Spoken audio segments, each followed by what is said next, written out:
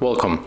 If you want to use Face Unlock in your Oppo A72, for the first you have to go for the settings. Right now let's scroll down, tap on the fingerprint, face and the password, select to add a face, read the description, and after a few seconds we have to click on the continue.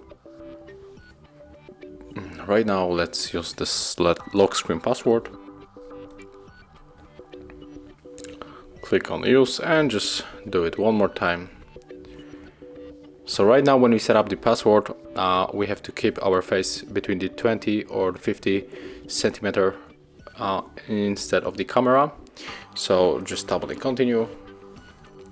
And right now the smartphone is scanning our face, and as you can see, in my case it is not going to work because I have the camera in front of me, but I can try to leave this smartphone like that.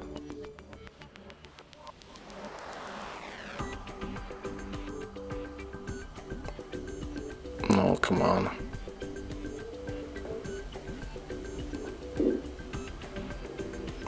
Okay, it's done.